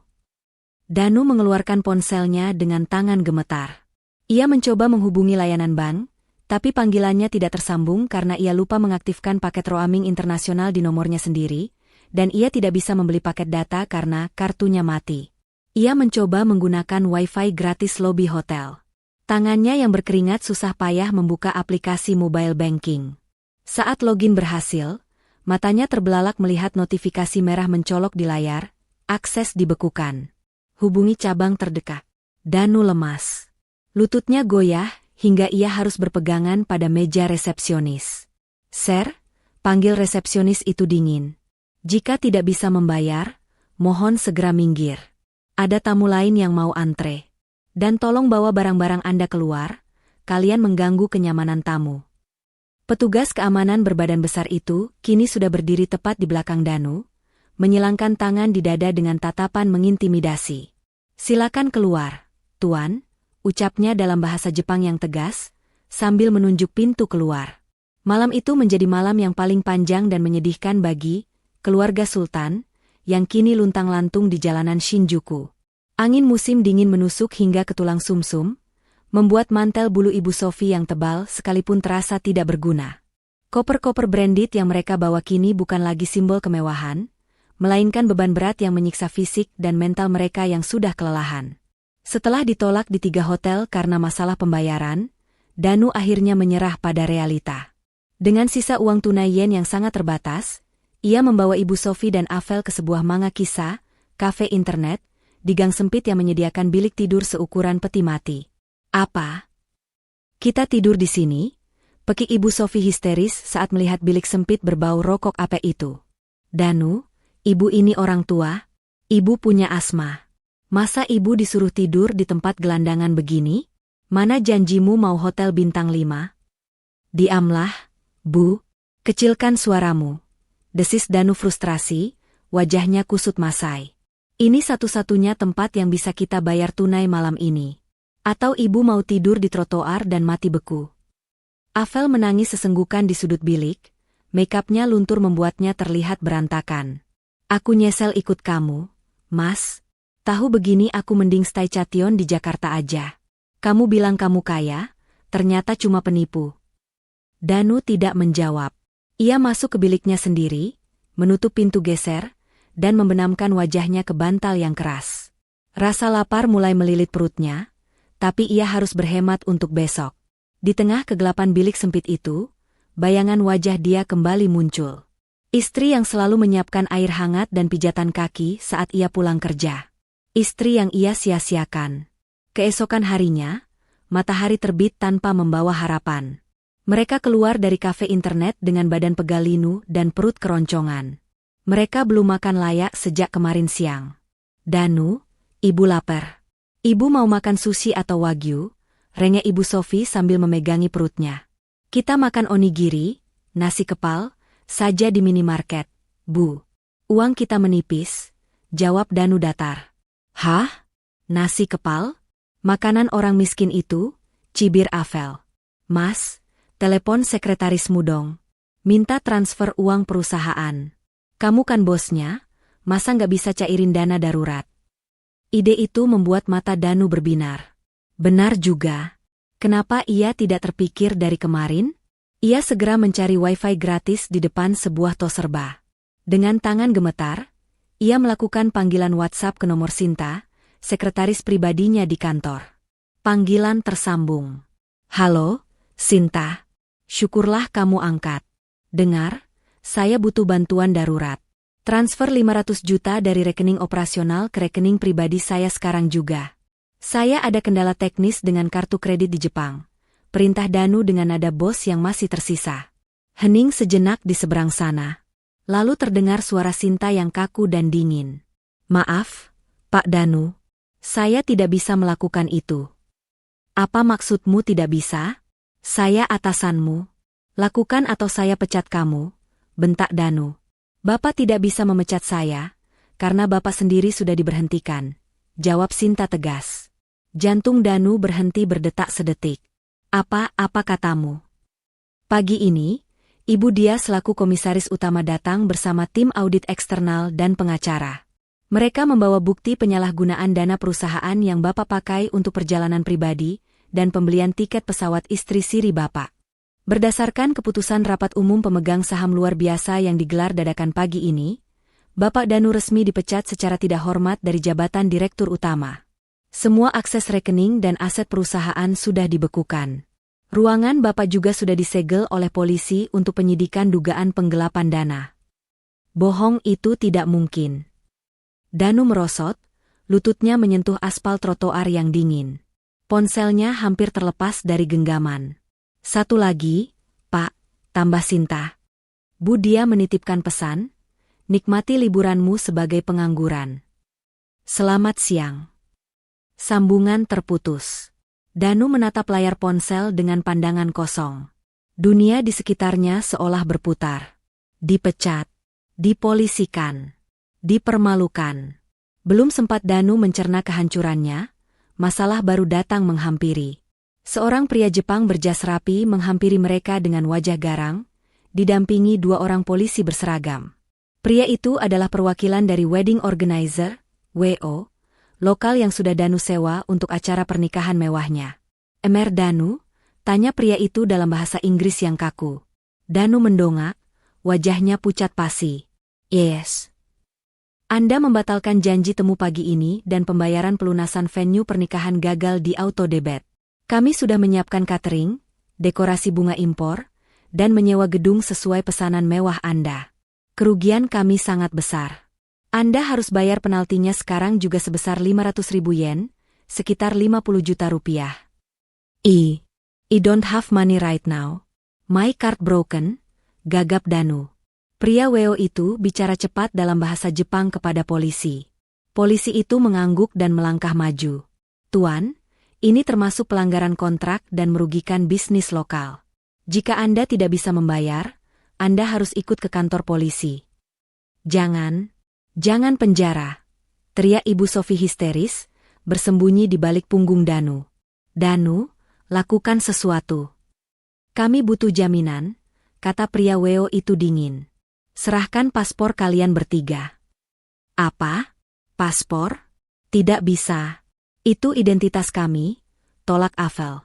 "Paspor atau penjara?" ancam pria itu. Dengan tangan gemetar dan air mata frustrasi, Danu akhirnya mengeluarkan 3 buku paspor hijau dari tasnya. Ia menyerahkannya kepada pria itu. Pria itu memeriksa paspor mereka, lalu menyimpannya di tas kerjanya. "Kalian punya waktu 3 hari untuk melunasi hutang penalti kalian. Jika tidak, kami akan melaporkan ini sebagai tindak kriminal penipuan jasa dan kalian akan dideportasi setelah menjalani masa tahanan. Sayonara." Pria itu pergi, meninggalkan mereka yang kini benar-benar telanjang di negeri orang. Tanpa uang, tanpa jabatan, dan kini tanpa identitas untuk pulang. Avel menatap Danu dengan tatapan jijik yang tak ditutup-tutupi lagi. Ia mendorong dada Danu keras-keras, hingga suaminya itu terhuyung ke belakang. "Dasar laki-laki tidak berguna," maki Avel di tengah keramaian jalanan Tokyo. "Kamu bilang kamu direktur? Kamu bilang kamu kaya? Ternyata kamu cuma sampah. Gara-gara kamu pasporku ditahan. Gara-gara kamu aku jadi gembel di sini." "Diam kamu, Avel. Ini semua juga gara-gara permintaanmu yang mau nikah di Jepang," balas Danu emosi. "Sudah. Jangan bertengkar," lerai Ibu Sofi sambil menangis meraung-raung. Napasnya mulai terdengar bengek. Asmanya kambuh karena stres dan udara dingin. Ibu sesak. "Danu, Ibu butuh obat. Ibu mau pulang." Mana dia? Suruh dia jemput kita." Mendengar nama dia disebut ibunya, Danu tertawa miris. Tawa yang terdengar seperti orang gila. "Dia?" gumam Danu. "Dia sudah membuang kita, Bu. Kita sudah kalah. Kita benar-benar kalah." Di tengah hiruk-pikuk kota Tokyo yang modern, 3 manusia serakah itu duduk melingkar di pinggir jalan seperti pengemis. Rasa lapar, dingin, dan ketakutan menjadi teman setia mereka, menggantikan kemewahan yang selama ini mereka sombongkan. Karma tidak menunggu waktu lama untuk bekerja, ia datang secepat kilat menghantam mereka yang lupa diri. Danu menelan ludah. Harga dirinya hancur berkeping-keping di lantai marmer yang dingin itu. Ia menatap Avel dan Ibu Sofi yang menatapnya dengan campuran rasa bingung dan marah. Kita harus cari tempat lain," cicit Danu pelan, suaranya hilang ditelan rasa malu. "Apa? Cari tempat lain?" pekik Avel histeris.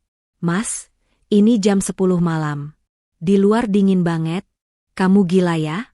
katanya Sultan, "kau bayar hotel aja nggak becus." "Ini pasti gara-gara istrimu yang sialan itu kan?" teriak Ibu Sofi, tidak peduli lagi pada sopan santun. Dasar wanita ular. Awas nanti kalau ibu pulang, ibu jambak dia. Sudah, Bu. Jangan teriak-teriak. Danu menarik tangan ibunya dan Avel kasar, menyeret mereka menjauh dari meja resepsionis sebelum mereka benar-benar diseret paksa oleh keamanan. Mereka berjalan keluar dari lobi hotel yang hangat dan mewah itu, kembali ke trotoar Shinjuku yang dingin dan asing. Koper-koper Louis Vuitton yang mahal itu kini terasa seperti beban besi yang berat. Angin malam menampar wajah mereka tanpa ampun. Di trotoar, Danu menatap kartu-kartu di dompetnya yang kini kosong, karena kartu fisiknya ditahan pihak hotel sebagai barang bukti percobaan penipuan. Ia benar-benar lumpuh. Tanpa uang, tanpa hotel, dan tanpa koneksi di negeri orang. Bayangan wajah dia yang tersenyum tenang saat mengantar mereka tadi pagi melintas di benaknya. Senyum itu bukan senyum kepatuhan, melainkan senyum selamat tinggal yang mematikan. Mas, aku lapar, rengek Avel, bibirnya membiru kedinginan. Danu merogoh saku celananya, menghitung lembaran yen yang tersisa. Hanya cukup untuk membeli 3 mangkuk ramen instan dan tiket kereta bawah tanah termurah. Kita cari warnet atau hotel kapsul, gumam Danu putus asa. Hotel kapsul? Yang sempit kayak peti mati itu? Ogah, tolak Ibu Sofi mentah-mentah. Ibu mau tidur di kasur empuk. Diam, Bu, bentak Danu, air matanya mulai menggenang karena frustrasi. Kartuku diblokir dia. Kita nggak punya uang. Kalau ibu nggak mau tidur di jalanan, nurut saja. Malam pertama di Jepang yang seharusnya menjadi malam pengantin penuh kemewahan, berubah menjadi mimpi buruk di jalanan Tokyo. Danu baru saja mencicipi hidangan pembuka dari menu balas dendam yang disajikan istrinya. 3 hari berikutnya di Tokyo menjadi neraka dunia yang tak akan pernah dilupakan oleh Danu, Ibu Sofi, dan Avel. Tidak ada lagi makan malam mewah, tidak ada lagi tidur di kasur empuk, dan tidak ada lagi tawa kebanggaan. Yang tersisa hanyalah rasa lapar yang melilit, bau badan yang menyengat karena tidak mandi, dan pertengkaran yang tak berujung. Demi mendapatkan kembali paspor yang ditahan oleh pihak wedding organizer dan menghindari penjara, Danu terpaksa mengambil langkah yang sangat merendahkan harga dirinya. Ia membawa mereka ke sebuah toko barang bekas, secondhand luxury store, di kawasan sempit Akihabara. Dengan tangan gemetar, Danu melepas jam tangan Rolex kesayangannya, simbol kesuksesan yang ia beli dari bonus tahun lalu, dan meletakkannya di atas meja kaca toko itu. Tolong, hargai ini dengan tinggi. Ini asli, ucap Danu memelas pada penjaga toko.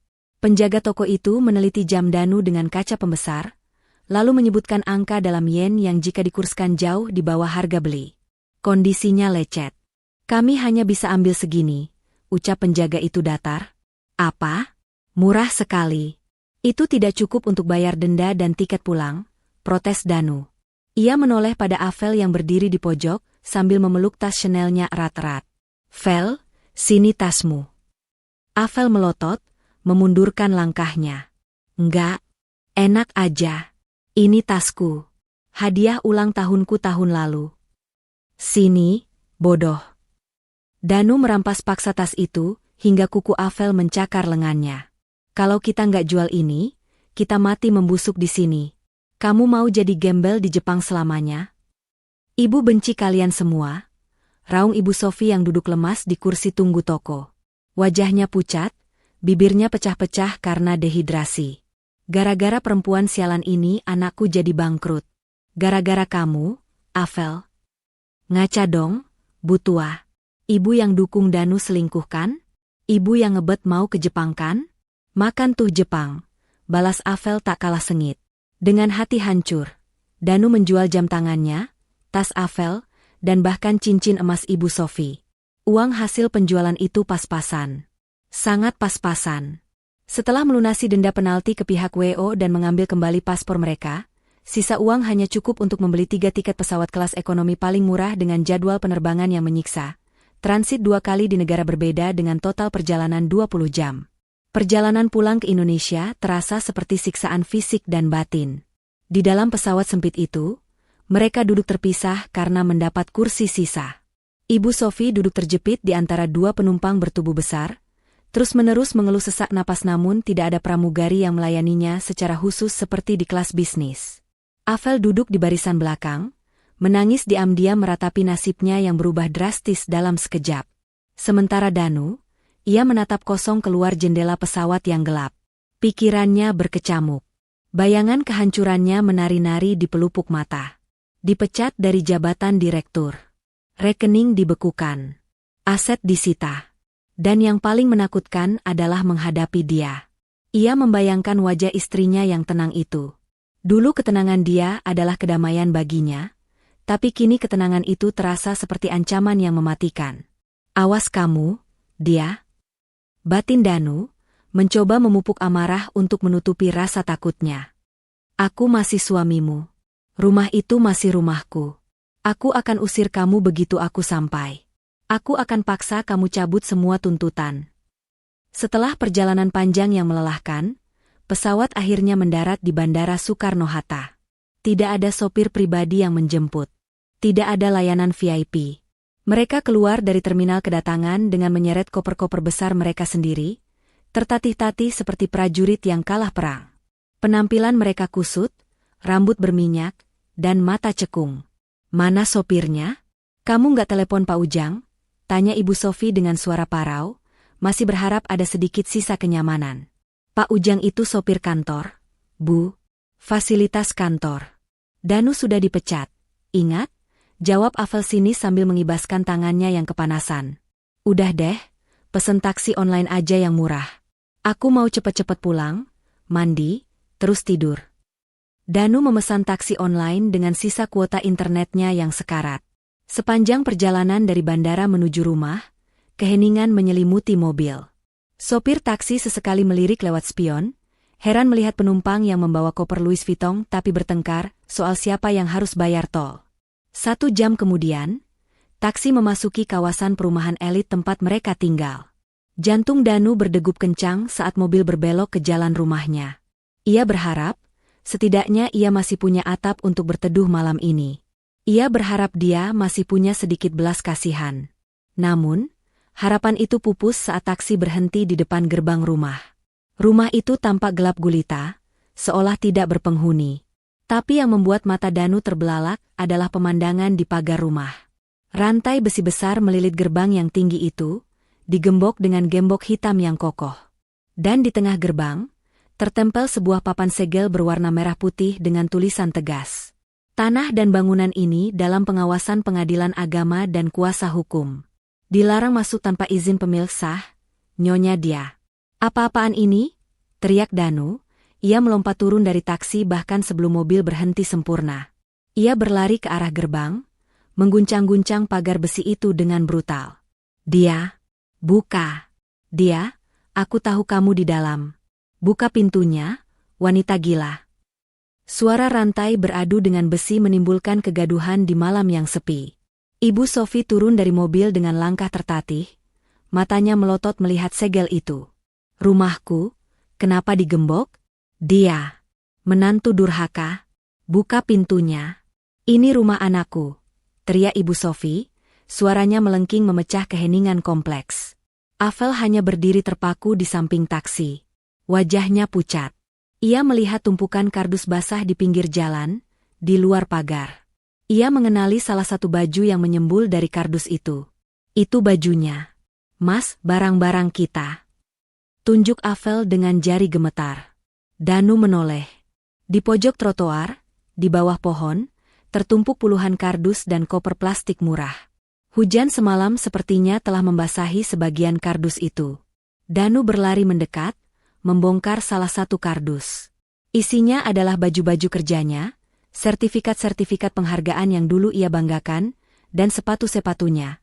Semuanya dilempar begitu saja seperti sampah. Kurang ajar. Desis Danu. Tangannya mengepal hingga buku jarinya memutih. Dia benar-benar membuang kita. Pak, ini bayar dulu taksinya, saya mau lanjut narik. Tegur sopir taksi yang mulai kesal melihat drama itu. Danu merogoh saku, menyerahkan uang rupiah terakhir yang ia tukarkan di bandara tadi. Pas. Tidak ada kembalian, tidak ada tip. Taksi itu pergi, meninggalkan mereka bertiga berdiri di pinggir jalan yang gelap, di depan rumah megah yang dulu mereka tinggali, namun kini tertutup rapat bagai benteng yang tak tertembus.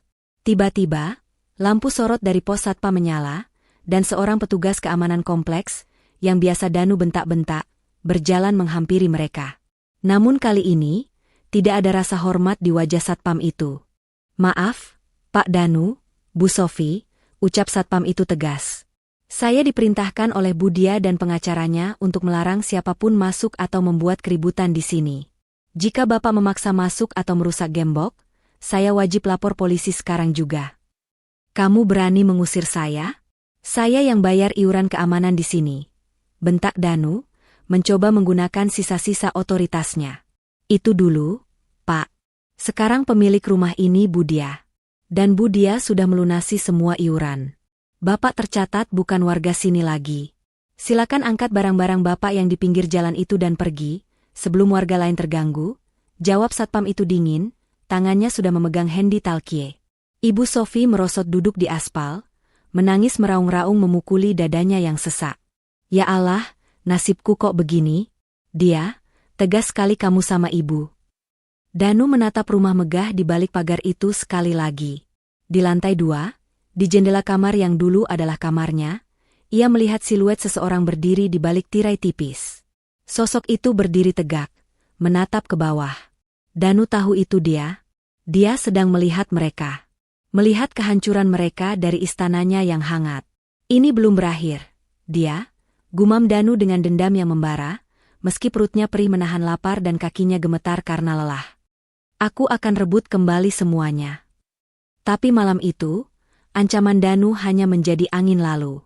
Realitanya, mereka adalah 3 gelandangan elit yang terusir dari surganya sendiri, tanpa uang, tanpa tujuan, dan tanpa harga diri.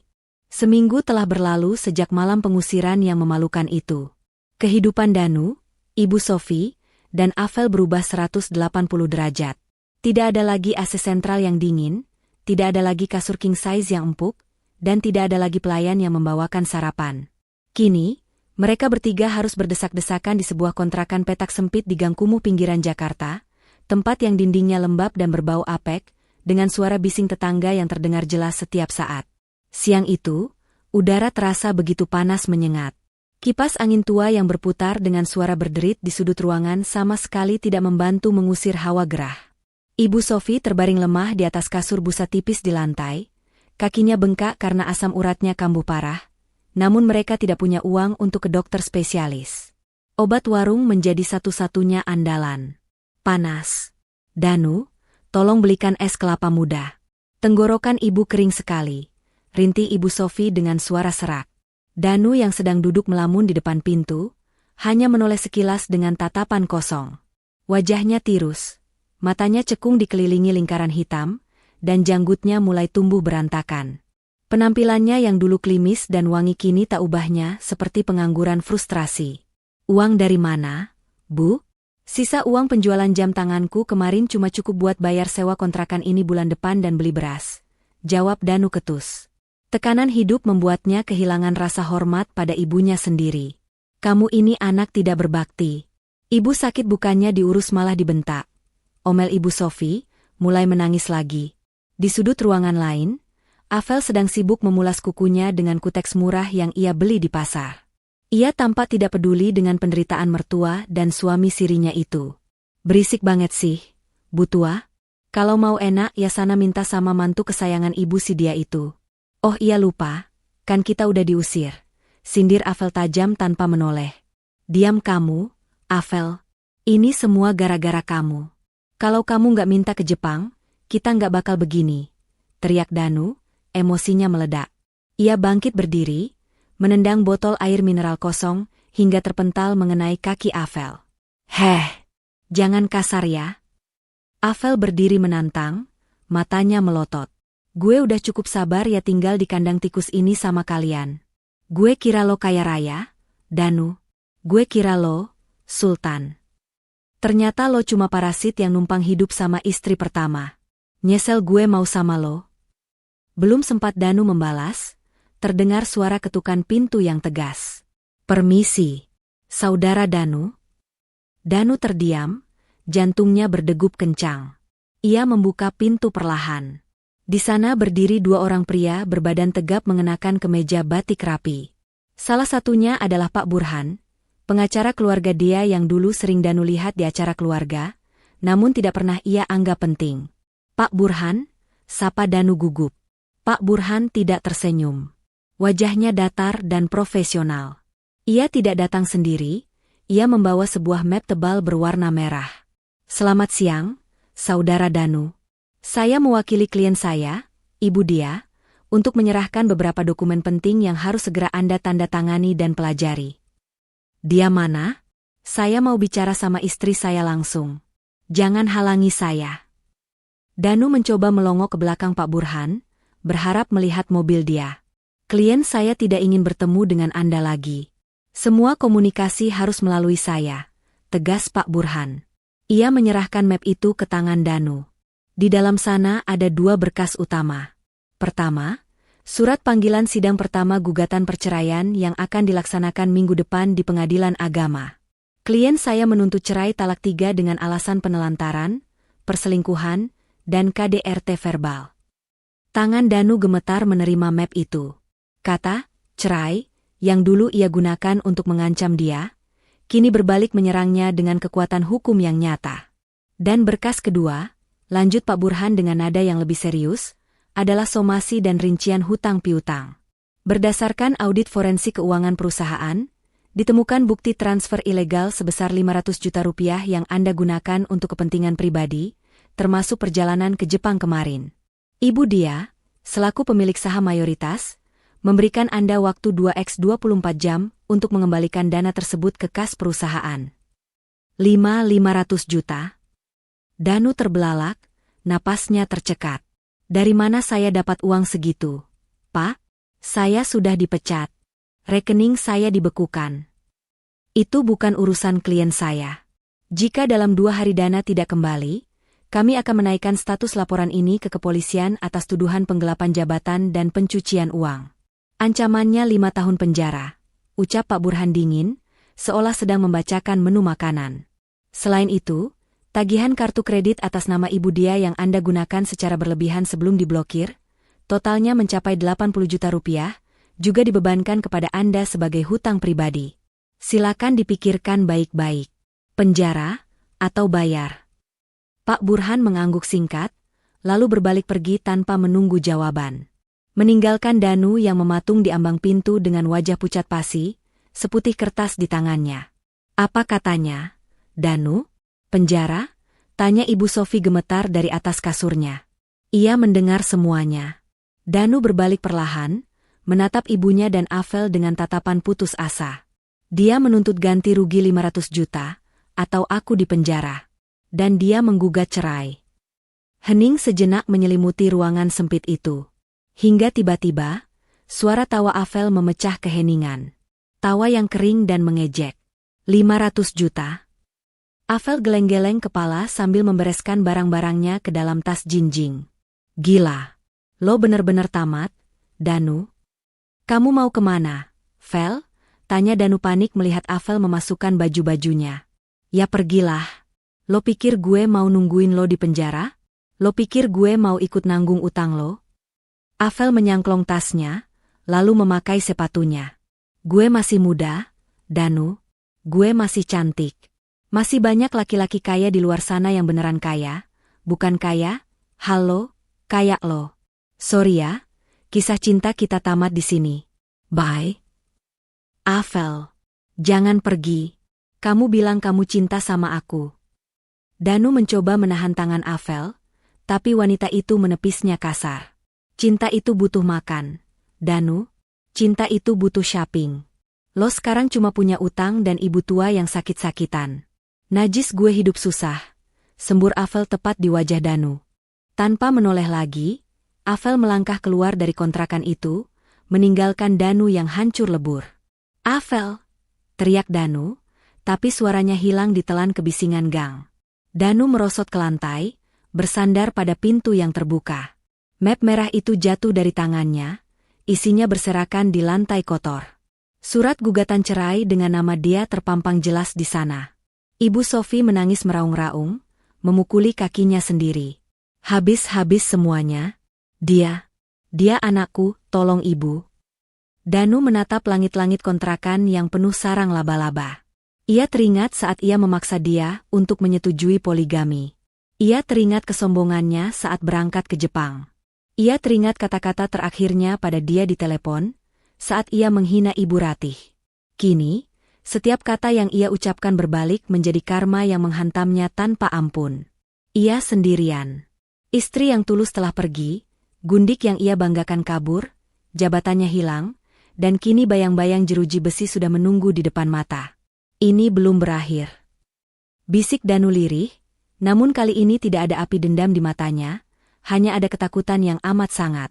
Ketakutan seorang pria yang sadar bahwa ia telah kehilangan permata demi memungut batu kali, dan kini batu itu pun telah melemparnya hingga berdarah. Di kejauhan, lama-lama terdengar suara sirine, entah sirine polisi atau ambulans, yang membuat bulu kuduk Danu meremang, seolah menjadi pertanda nasib buruk yang akan segera menjemputnya. Waktu 2 kali 24 jam yang diberikan oleh Pak Burhan bagaikan pasir dalam jam pasir yang habis terlalu cepat. Tidak ada keajaiban bagi Danu. Tidak ada teman yang mau meminjamkan uang, tidak ada bank yang mau mencairkan kredit bagi seorang pengangguran yang masuk daftar hitam perbankan. Pagi itu, langit Jakarta mendung, seolah ikut berduka mengiringi akhir dari perjalanan hidup Danu yang penuh kesombongan.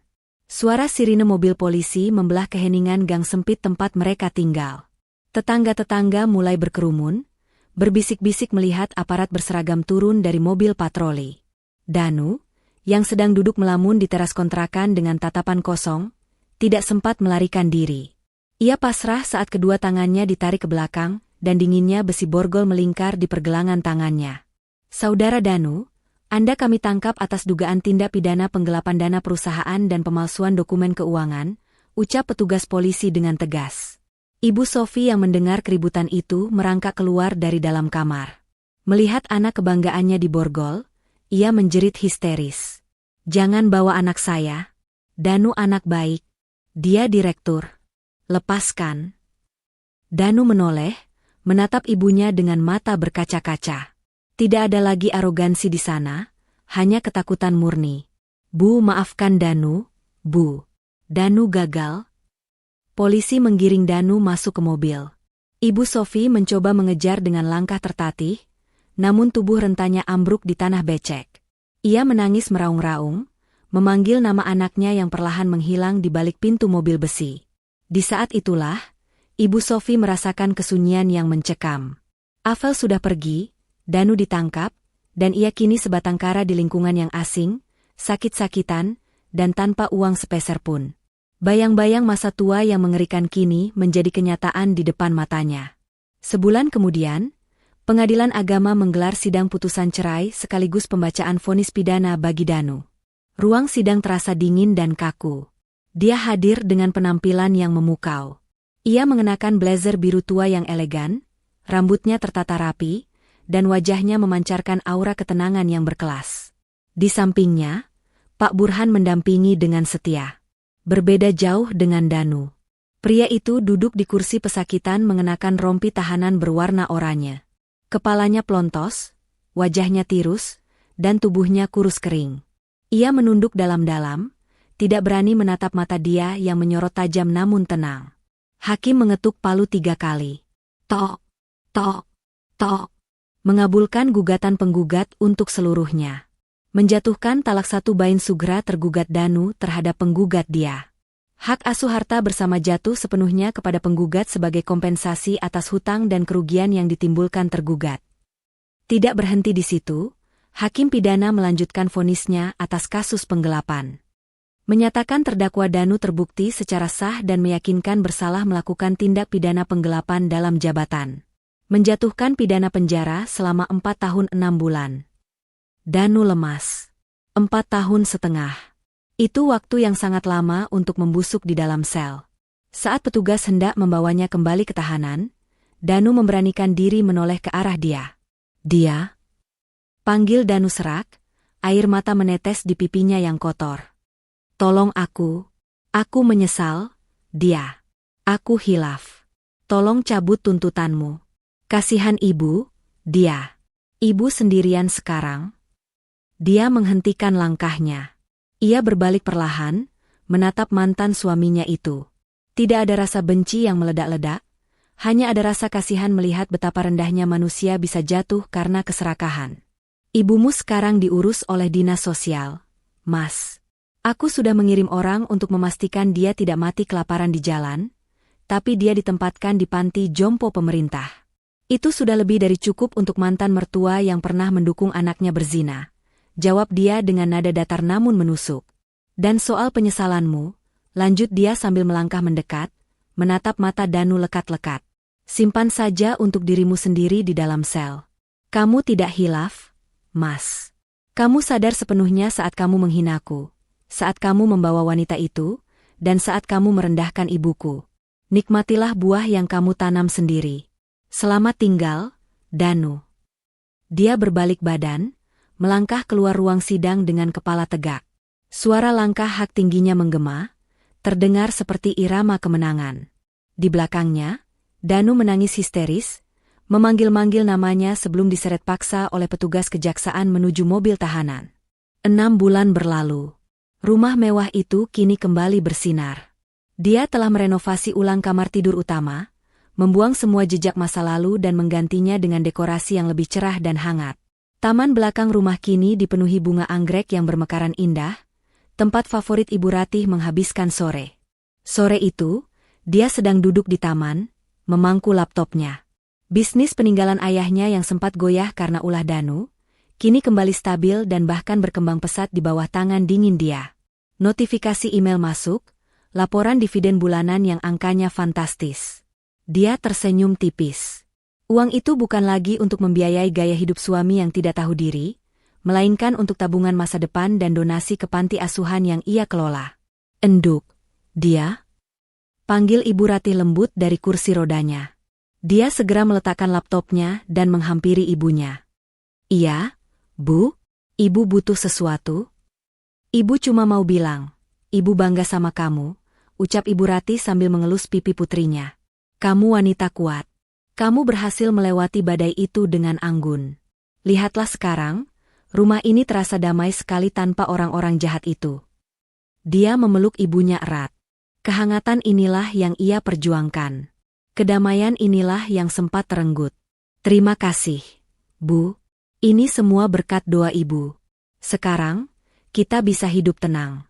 Tidak ada lagi yang berani menyakiti kita. Jauh di sana, di balik jeruji besi yang dingin dan lembab, Danu duduk menekur di pojok sel. Ia menatap nasi cadong yang hambar di hadapannya. Teman satu selnya, seorang penjahat kambuhan, menendang kakinya kasar. Minggir. Itu jatah gua, bentak napi itu. Danu hanya bisa diam, meringkuk ketakutan. Ia teringat betapa dulu dia selalu menyajikan makanan hangat nan lezat untuknya, yang selalu ia cela. Sementara itu, di sebuah panti sosial yang padat penghuni, Ibu Sofi duduk melamun di kursi taman yang catnya sudah mengelupas. Matanya menatap kosong ke arah gerbang, berharap ada mobil mewah yang datang menjemputnya. Namun, berjam-jam berlalu, tidak ada siapapun. Afel sudah menghilang entah kemana mencari mangsa baru, Danu di penjara, dan dia sudah menutup pintu hatinya rapat-rapat. Penyesalan memang selalu datang terlambat, dan bagi mereka, penyesalan itu adalah teman abadi yang akan menemani sisa hidup mereka dalam kesepian. Dia menyesap teh hangatnya di teras rumah yang asri, menatap matahari terbenam yang melukis langit dengan warna keemasan. Ia telah memenangkan perangnya. Bukan dengan teriakan atau kekerasan, tapi dengan kecerdasan dan ketegasan. Ia membuktikan bahwa seorang istri yang diam bukan berarti bodoh, dan seorang wanita yang sabar memiliki batas yang jika dilanggar, akan mendatangkan badai yang menghancurkan. Pesan moral. Keserakahan dan kesombongan adalah awal dari kehancuran. Jangan pernah menyia-nyiakan pasangan yang tulus mendampingi dari nol, hanya demi nafsu sesaat dan gengsi semata. Ingatlah, doa istri dan air mata orang tua yang terzalimi adalah senjata paling ampuh yang bisa membalikan keadaan secepat kilat. Harta dan jabatan hanyalah titipan yang bisa diambil kapan saja jika kita tidak pandai bersyukur dan menjaga amanah.